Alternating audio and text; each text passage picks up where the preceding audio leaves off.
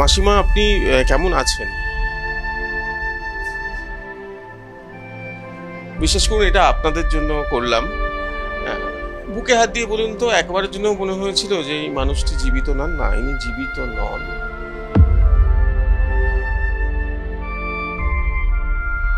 আর ঠিক এই অসম্ভবকে, মানে মৃত মানুষকে জীবন্ত করে তুলছেন একজন মানুষ, শিল্পী সুবিমল।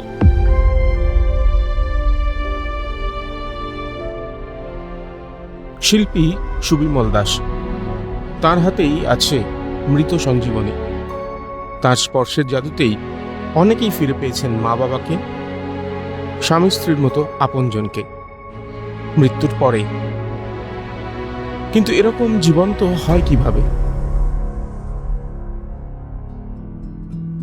বাবা ছেলেকে ফিরে পেয়েছে, হাজব্যান্ড ওয়াইফকে ফিরে পেয়েছে, ছেলে বাবাকে ফিরে পেয়েছে, এ ধরনের অনেক গল্প আছে। তারপরে একটা আশ্রম তাদের মহারাজকে ফিরে পেয়েছে।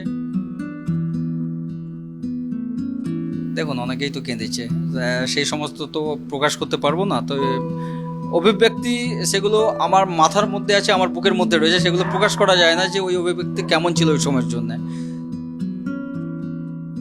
সামাজিক আলোচনার হয়তো কেন্দ্রবিন্দুতে আমি আসতে পারিনি, পুরস্কার পাইনি, কিন্তু আমি গত 20 বছর ধরে যে ধরনের চ্যালেঞ্জিং কাজগুলো করছি, তাতে প্রত্যেকের এই যে ইমোশনাল ম্যাটার, সেই ইমোশনগুলো এতভাবে আমার সঙ্গে জড়িয়ে গেছে। সেই অভিব্যক্তি একটা, যখন কারোর আমি কাজ করে দিচ্ছি, তার একটা ছোট্ট একটা কোনো কালের একটা ছবি দেখে সেখানে আমরা স্কাল্পচার করছি, সেই ছবি দেখার পরে যে মানুষটা আশাও করেনি যে এরকম একটা স্কাল্পচার রূপে পাবে, বা তাদের কাছে স্কাল্পচার মনে হয় না, তাদের কাছে একটা জীবন্ত প্রতিমূর্তি মনে হয়। মানুষের ত্বকের মতো দেখতে সিলিকন, এই সিলিকন দিয়েই তৈরি হয় মূর্তিরা। ঝক্কি কম নয়, আগে মাটির ছাঁচ, তারপর ডাইস, তারপর তৈরি হয় নতুন এক জীবন। শেষে নিখুঁতভাবে চুল, দাঁত, কপালের ভাঁজ থেকে পরনের জিনিস সব একে একে প্রস্তুত করেন সুবিমল। ধৈর্যের কাজ।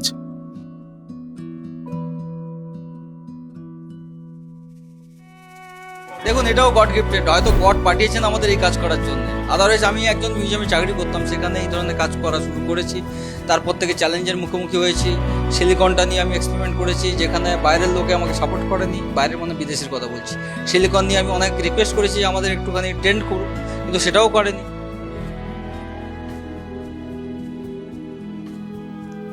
আমি এখন আছি বেহালার দত্ত পরিবারে, অরুণবাবুর পরিবারে, কিন্তু এরা কেউই এখন ইহজগতে নেই। সুবিমল বাবুর কাছ থেকে এদেরকে আবার এ জগতে ফিরিয়ে এনেছেন, এ বাড়িতে ফিরিয়ে এনেছেন ছেলে সমীর দত্ত।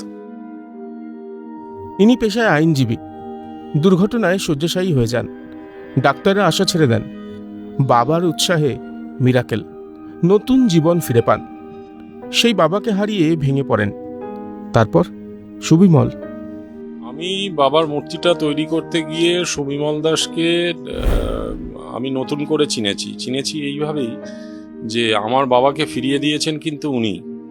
এখন বাবাকে ফিরিয়ে দিলে পরে ভগবান তো বলাই যায়, কারণ উনি যেভাবে আমার বাবার মানে অবিকল। তারপর যখন লাস্টে ফাইনাল টাচ যেদিন হচ্ছে, সেদিন তো মানে আমি কেঁদে ফেলেছি, যে মনে হচ্ছে বাবা সম্পূর্ণরূপে আবার নতুন করে ফিরে এসছে।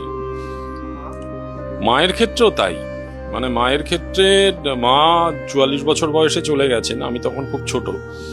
তা মায়ের যখন মূর্তিটার মানে লাস্ট স্টেজে যখন আসছে, তখন আমি বুঝতে পারছি যে মাকে আমি আবার ফিরে পেয়েছি। যেন সুবিমলদাকে আমার অসংখ্য ধন্যবাদ। আমার জীবনের যেটা জ্যান্ত মানুষকে বানানো, সেটা এই হচ্ছে যে এই ঠাকুমাকে আমরা বানিয়েছিলাম এই গত বছর, তার আগের বছর দুর্গাপুজোয়। তো উনি হচ্ছে রেখা পাল সম্ভবত নাম। তো উনি সামনাসামনি ভিজিট করেছিলেন, এনার কাজটা কালীঘাটের সঙ্গে ছিল। তো উনি আমাকে প্রাণ ভরে আশীর্বাদ, হয়তো আমার পাটা ছুঁয়ে নিত, কিন্তু উনিও লেভেলের একজন আর্টিস্ট। এ তো বুকে জড়িয়ে ধরেছিল আমাকে, সেটা একটা আমাদের বিশাল পাওনা ছিল। আরো কোনো একটি পরিবারের হারিয়ে যাওয়া, চিরতরে হারিয়ে যাওয়া কাছের মানুষটিকে ফিরিয়ে দেওয়ার জন্য নিরন্তর কাজ করে চলেছেন এই শিল্পী মানুষটি। তারা হাসবেন, তারা কাঁদবেন, সেই কান্না সেই হাসি হয়তো সবচেয়ে বড় পুরস্কার। কিন্তু আমরা কোথাও যেন দেখতে পাচ্ছি বিশাল মঞ্চ, সেই মঞ্চের উপরে শত শত আলোর মধ্যে, ফ্ল্যাশ বাল্বের ঝলকানির মধ্যে সুবিমল বাবু তিনি পুরস্কার পাচ্ছেন। মৃত মানুষকে বাঁচিয়ে তোলার পুরস্কার, হারিয়ে যাওয়া, চিরতরে হারিয়ে যাওয়া মানুষকে ফিরিয়ে দেওয়ার পুরস্কার। শুভদীপের সঙ্গে প্রীতম দে, ক্যালকাটা নিউজ।